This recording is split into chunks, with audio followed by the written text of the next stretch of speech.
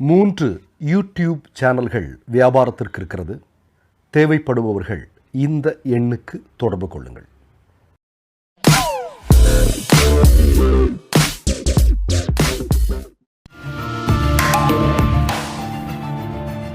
கேள்விகளை நீ கேட்கிறாயா அல்லது நான் கேட்கிறேன்?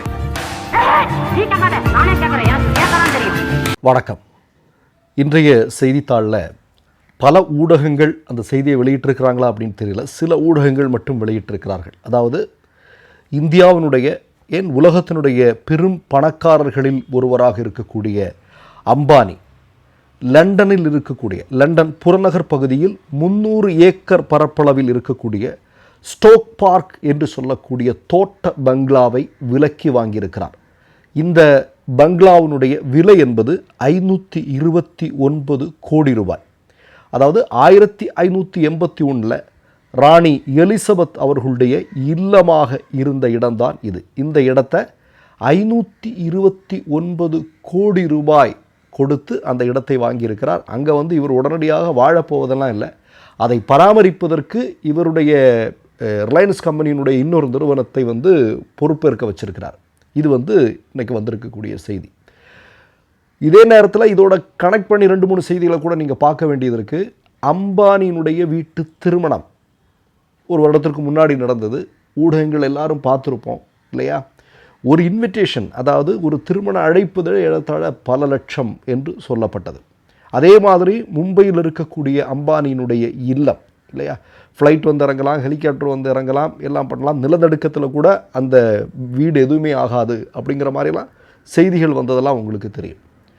நான் என்ன கேட்குறேன்னா, ஒரு பக்கம் இந்தியாவில் இருக்கக்கூடிய ஏழைகளுடைய எண்ணிக்கை மிகப்பெரிய அளவில் அதிகரித்து கொண்டிருக்கக்கூடிய நேரத்தில், மறுபுறம் இந்தியாவில் பெரும் பணக்காரர்களுடைய எண்ணிக்கை அதிகரித்து கொண்டே இருக்கிறது. 2000 நீங்கள் பார்த்தீங்க அப்படின்னா உலகின் மிகப்பெரிய பணக்காரர்கள் அப்படிங்கிற ஒரு பட்டியலில் முதல் 50 இடங்களில் பார்த்தீங்கன்னா ஒருத்தர் தான் இருந்திருக்க முடியும். ஆனால் இன்றைக்கு 160க்கும் அதிகமான நபர்கள் வந்திருக்கிறார்கள். மோடி ஆட்சிக்கு வந்ததற்கு பிறகு 160க்கும் அதிகமான உலக பணக்காரர்கள் இந்தியாவில் உருவாகி இருக்கிறார்கள். அதே நேரத்தில் உலகிலேயே அதிகமான ஏழைகள் இருக்கக்கூடிய நாடுகளுடைய பட்டியலில் இந்தியாவும் இணைந்திருக்கிறது. ஏழை பணக்காரர்கள் இடைவெளி இருக்கு இல்லையா? அது மிகப்பெரிய அளவில் மிகப்பெரிய அபாயமான கட்டத்தில் இருக்கக்கூடிய நாடுகளில் ஒன்று நம்முடைய இந்தியா. இப்படி மாறி இருக்கிறதுங்கிறது இந்த இடத்துல பேச வேண்டியது இருக்குது. இதே நேரத்தில் இன்னொரு செய்தி இன்றைக்கு வந்திருக்கு.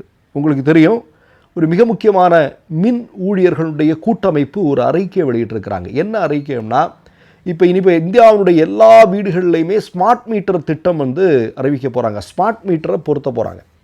அதுக்கப்புறம் அதில் என்ன வருதோ அது தகுந்த மாதிரி தான் நான் மின் கட்டணம் கட்ட வேண்டியது இருக்குது. அப்போது இந்த மின் ஊழியர் அமைப்பு என்ன சொல்லியிருக்கு அப்படின்னா, இந்த ஸ்மார்ட் மீட்டர் திட்டம் அப்படிங்கிறத அதானி கையில் கொடுக்காத, அதை மாநில அரசு, எந்தெந்த மாநில அரசுகள் எந்தெந்த மாநிலத்தை ஆட்சி செய்கிறதோ அந்தந்த மாநில அரசுகள்கிட்டையுமே கொடு, பெரும் கார்ப்பரேட்டுகள்கிட்டையோ அதானிகிட்டையோ கொடுக்காத அப்படின்னு சொல்லியிருக்கிறாங்க. அதனுடைய காரணம் என்ன? அவர்களை எச்சரிக்கக்கூடியதற்கு பின்னால் இருக்கக்கூடிய காரணம் என்னென்னா, எக்கு தப்பாக எகிரிடும்.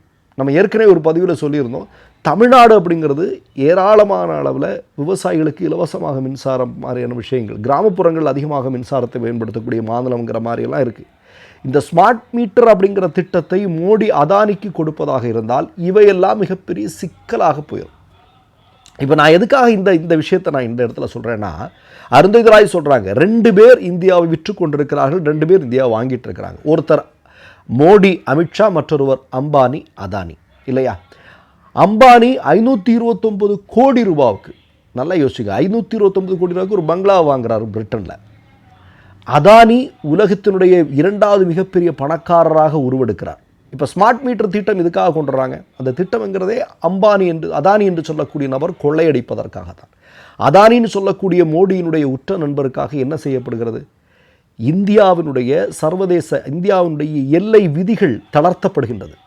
இந்தியாவுடைய பாதுகாப்பே கேள்விக்குறியாகும் அப்படின்னு அது துறை சார்ந்த நபர்கள் எச்சரிக்கை செய்யும்போது கூட அதையெல்லாம் தூக்கி கடாசி தள்ளிட்டு அதானிக்காக திட்டம் நிறைவேற்றப்படக்கூடிய, அதானிக்காக வேலைகளை செய்யக்கூடிய ஒரு கட்சியாக பாஜக மாறி வருகிறது என்பதை நாம் பார்த்துருக்கிறோம். இங்கே நேராக நம்ம ஏற்கனவே சொன்னோம், மோடி உலக சுற்றுப்பயணம் போகிறாரு, போயிட்டு நேராக ஸ்ரீலங்கா வராரு. ஸ்ரீலங்கா போகிற திட்டமே இல்லை. எதுக்காக ஸ்ரீலங்கா போனார்?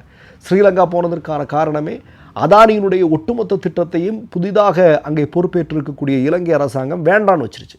அதை எல்லாத்தையும் தெளிப்போட்டு இவன் பெரிய ஃப்ராடாக இருப்பான் அப்படிங்கிற மாதிரி. இப்போ இதுக்காக பேசுகிறார், ஏப்பா இப்படிலாம் சொல்லாதப்பா, ஏதாவது ஒன்று பண்ணி கொடுப்பா அப்படின்னு சொல்லி அதானிக்காக பேரம் பேசுவதற்காக மோடி சென்றிருக்கிறார் என்று சமூக ஊடகங்களில் பல்வேறு ஆதாரங்களோடு தகவல் வந்திருப்பதெல்லாம் நீங்கள் பார்த்துருப்பீங்க. அப்போ நான் என்ன கேட்குறேன்னா, ஒருபுறம் மோடியினுடைய ஆட்சியில் இந்தியாவில் இருக்கக்கூடிய ஏழை மக்களுடைய எண்ணிக்கை பெருமளவில் அதிகரித்து கொண்டிருக்கக்கூடிய நேரத்தில் பணக்காரர்களுடைய எண்ணிக்கை இன்னொரு பக்கம் அதிகரித்து கொண்டிருக்கிறது. இதில் நீங்கள் நல்லா பார்க்க வேண்டிய இந்த பணக்காரன் எல்லாமே இந்தியாவினுடைய குடிமகன்களாக இப்போது இருக்கலாம், ஆனால் வேறு நாட்டினுடைய குடிமகன்களுக்கான உரிமைகளையும் பெற்று வைத்திருக்கிறார்கள். நாளை இப்போ பிரிட்டிஷாரங்க செஞ்ச மாதிரி இல்லையா, இந்தியாவை முன்னாடி ஆட்சி செய்து அவங்கள்ட்ட தான் நமக்கு சுதந்திரம் கிடச்சிது, இந்த பிரிட்டிஷ்காரெல்லாம் செஞ்சது மாதிரி ஒரு கட்டத்தில் இந்தியாவுடைய வளங்களை முழுமையாக கொள்ளையடித்து விட்டு போய் செட்டில் ஆகிறதுக்கான திட்டத்தோடு இவர்கள் இருக்கிறார்கள். இவர்களுக்கும் இந்திய மண்ணின் மீதும் ஏதாவது ஒரு உண்மையான அன்பு இருக்கிறதா அப்படின்னா கண்டிப்பாக கிடையாது. எங்கே இருக்க முடியும்? கண்டிப்பாக இருக்க முடியும். நான் ஒரே ஒரு கேள்வி கேட்குறேன், இந்த பெரும் கார்ப்பரேட் நிறுவனங்கள், பெரும் முதலாளிகள், இந்த மாதிரியான ஆட்களுக்கெல்லாம் வக்காலத்து வாங்கக்கூடியவங்க கேட்குறேன். பெரும் முதலாளிகள் இந்த மாதிரி அம்பானி அதானியாலெல்லாம் ஒரு நிறுவனத்தை, அதாவது நிறுவனம்னா நான் என்ன திரும்ப சொல்கிறேன்னா, ஒரு அரசாங்கம் அம்பானி அதானிக்காக ஒரு திட்டத்தை ஒப்புதல் கொடுக்குறாங்க அப்படின்னா அந்த நிலம் ரொம்ப சீப்பான 50 பைசா, ஒரு சென்ட் நிலம் 50 பைசா கொடுப்பாங்க. இப்போ உங்களுக்கெல்லாம் தெரியும் குஜராத்தில் எந்த அளவுக்கு அடிமாட்டு விலைக்கு பெரும் கார்ப்பரேட்டுகளுக்கெல்லாம் மோடி மக்களுடைய நிலங்களை கொடுத்தார் அப்படின்னு தெரியும். இலவச மின்சாரம், இலவச தண்ணீர், இப்படி எல்லாத்தையும் இலவசமாக கொடுத்துக்கிட்டு அவன் அதுக்கு ஒரு அட்மினிஸ்ட்ரேட்டராக மட்டும் இருப்பான். லாபத்தில் பெரும்பங்கு அவன் எடுத்துப்பான். இதுதான் பெரும் கார்ப்பரேட். இதை அரசாங்கம் ஏற்று நடத்த முடியாதா? ஒரு அதானியால் முடியும்னா ஒரு அரசாங்கத்தால் முடியாதா? அரசாங்கங்கிறது எவ்வளோ அதிகாரம் உள்ள ஒரு அமைப்பு இல்லையா?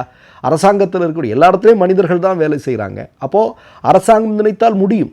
ஆனால் இந்தியாவில் இருக்கக்கூடிய பொதுத்துறை நிறுவனங்கள், மக்கள் வரிப்பணத்தில் உருவாக்கப்பட்ட நிறுவனங்களை எல்லாத்தையுமே கொள்ளையடிப்பதற்காக அதானி அம்பானியுடைய கையில் கொடுத்து கொண்டிருக்கக்கூடிய அரசாக பாஜக மாறிக்கொண்டிருக்கிறது.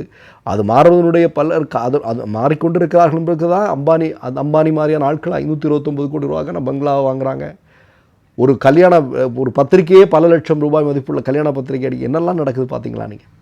இப்போ இதுதான் இன்றைக்கு பாஜக ஆட்சியினுடைய லட்சணம். மற்றொரு நிகழ்வில் சந்திப்போம். நன்றி, வணக்கம். மை நேம் இஸ் ரெட் சேனலை சப்ஸ்கிரைப் பண்ணிக்கோங்க. அதுக்கப்புறமா பக்கத்தில் இருக்கிற ஜாயின் பட்டனை கிளிக் பண்ணீங்கன்னா ஒரு நியூ பேஜ் ஒன்று ஓப்பன் ஆகும். அதுலேயும் ஜாயின் பட்டனே கிளிக் பண்ணிக்கோங்க. அதில் பார்த்தீங்கன்னா credit card, debit card options இருக்கு. இதில் உங்களுக்கு விசா, மாஸ்டர் கார்டு, ரிப்பே அப்படின்னு 3 ஆப்ஷன்ஸ் கொடுத்துருக்காங்க. அதில் நீங்கள் எந்த கார்டு சூஸ் பண்ணுறீங்களோ அந்த கார்டோட நம்பர் என்டர் பண்ணிக்கோங்க. அப்புறமா கார்டோட வேலிடிட்டி மந்த் அண்ட் இயரை டைப் பண்ணிக்கோங்க. அடுத்தபடியா உங்க கார்டோட பின்னால CVC கோடுன்னு சொல்லிட்டு 3 நம்பர்ஸ் கொடுத்துருப்பாங்க. அந்த நம்பரை இதில் என்டர் பண்ணிக்கோங்க. அப்புறமா அட்ரஸ் அண்ட் இன்ஃபர்மேஷன் என்டர் பண்ணிட்டு பைங்கிற பட்டனை கிளிக் பண்ணிக்கோங்க. ஒருவேளை உங்க கார்டு நம்பர் இன்வாலிட்னு காமிச்சிச்சுன்னா உங்க கார்டில் இன்டர்நேஷனல் யூசேஜை எனேபிள் பண்ணுங்க.